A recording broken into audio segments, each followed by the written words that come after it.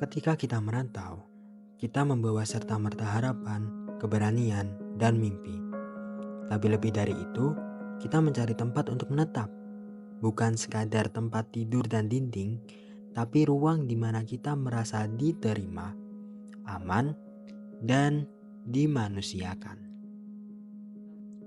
Pemirsa, sejumlah mahasiswa asal Papua kesulitan tempat tinggal terpaksa menumpang di asrama sesama mahasiswa asal Papua.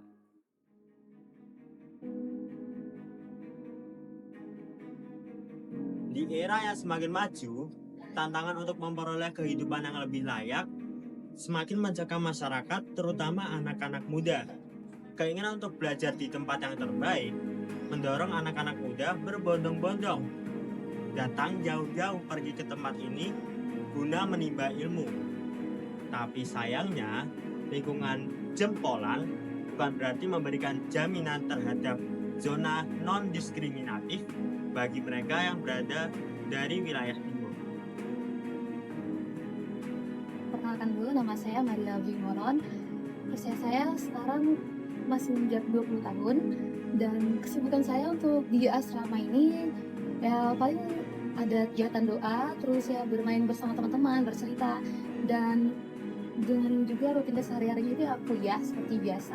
Kalau untuk saya aslinya sendiri orang Flores, cuman tinggalnya di Kalimantan, yaitu ikut orang tua kan merantau. Sempat ada beberapa penolakan waktu mencari kos sendiri. Itu terkhusus ini saya cari kos untuk adik saya ya. Awalnya tuh ditanyain, "Mbak asli orang mana ya?" Kayak gitu. Awalnya saya mikir, wah ini ditanya kenapa ya? Dan saya jawab seperti biasa, bilang kalau saya dari Flores. Cuman di situ ditanya, wah kalau orang Flores di sini kayaknya nggak bisa diterima Mbak, karena kami di sini ada beberapa suku yang memang tidak kami terima. Itu mulai dari Papua dan NTT-nya dan ada beberapa lagi yang lain. Tempat tinggal yang semestinya menjadi ruang paling aman bagi setiap individu, justru menjadi sumber tindak diskriminatif yang dilayangkan oleh pemilik kos. Namun benarkah demikian? Mari kita lihat lebih dekat.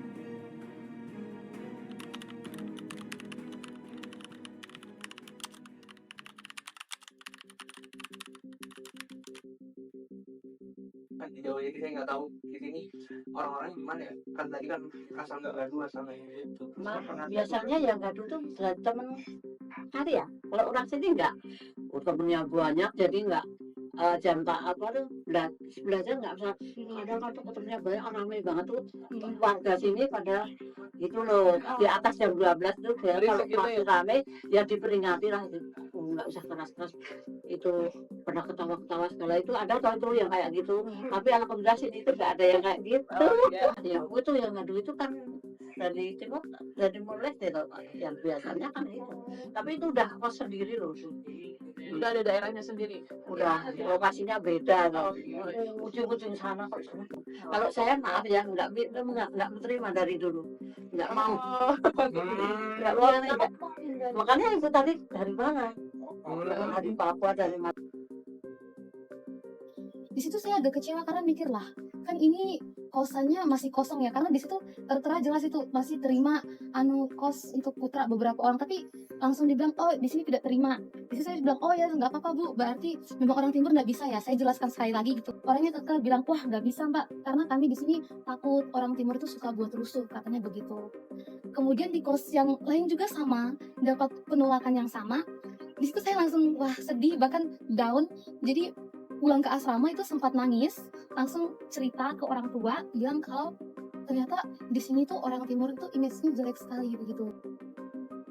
Untuk masalah mabuk, masalah bawa lawan jenis nginep di kamar sampai berhari-hari tanpa lapor kepada pemilik kos, itu sangat disayangkan. Sedangkan untuk bentrokan secara fisik sebenarnya, kalau orang-orang Nusa Tenggara Timur dengan orang Jogja nggak masalah. Orang Papua asli dengan orang Jogja sebenarnya juga nggak masalah. Yang jadi masalah itu kalau ada dari pihak luar yang bukan berstatus mahasiswa. Kenapa saya bilang seperti itu? Karena banyak sekali anak-anak asrama Papua itu gantian. Tahun ini, generasi ini, angkatan ini, oh mereka makan di sini. Terus nanti tahun berikutnya ganti orang lagi. Tinggal di mana? Di asrama Bapak. Loh, ternyata kalau beneran mahasiswa nggak masalah, no problem. Karena mungkin mereka rasa, wah ini anak timur ini udah buat trauma atau buat sesuatu yang tidak baik, jadi kami tidak terima. Di situ saya langsung bilang, oh ya berarti ada sesuatu yang wajar juga begitu. Cuman kadang kalau dipikir mungkin ada baiknya mereka juga harusnya masih mau menerima gitu kan, karena tidak semuanya itu tuh juga buruk, apalagi bisa dilihat dari latar belakang kehidupannya. Dalam konteks provinsi DKI sendiri memang bahwa ini adalah bahwa wilayah yang dikenal sebagai kota pendidikan, kota kebudayaan, kota macam-macam atribusi itu bagus semua. Tapi dalam prakteknya memang masih terjadi praktik-praktik kayak begitu.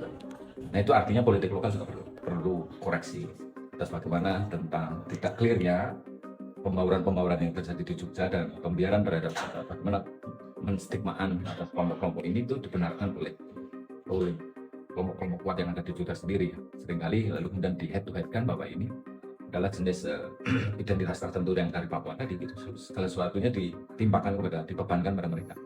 Ini adalah tentang relasi kuasa, siapa yang lebih punya kekuasaan dominan itu menentukan tentang bagaimana memperlakukan yang berbeda tadi dengan cara-cara yang tidak pantas, tentu cara-cara yang bahkan mungkin berkaitan dengan violence ya, kekerasan dan dari stereotyping, dari verbal, dari mindset terutama ya, cara berpikir yang juga tidak fair, tidak adil gitu. Itu anti pluralis. Itu anti demokrasi. Tapi faktanya itu dibiarkan atau menerima mahasiswa yang agama tertentu. Kita kayaknya biasa menganggap itu biasa. Enggak, itu enggak biasa. Kalau negara tegas mestinya diperingatkan. Bagi cara pandang common sense umum yang itu sebetulnya sesat pikir. Sehingga saya harus katakan bahwa ini memang problem yang sampai hari ini berlarut-larut belum selesai. Dan kita belum clear punya program atau semacam sebuah visi tentang political citizenship macam apa. Dalam konteks diversitas Indonesia yang sangat plural ini, kita belum punya formulasi yang memadai, bahkan Jogja sendiri harus disadari itu. Dinamika kehidupan sosial memang dipenuhi intrik serta kompleksitas. Adanya kebinekaan tidak serta-merta lepas dari pandangan stereotip. Isu rasial ini terjadi karena dipengaruhi oleh berbagai faktor intrapersonal. Melalui lensa politik identitas, dinamika dalam kehidupan mahasiswa dari wilayah timur Indonesia dalam lingkungan kos di Yogyakarta bukan sekadar tempat tinggal, melainkan cerminan dari relasi kuasa, stereotip kultural, dan perjuangan pengakuan atas identitas. Yang bisa kita lakukan adalah berbesar hati, merangkul mereka atas dasar kemanusiaan.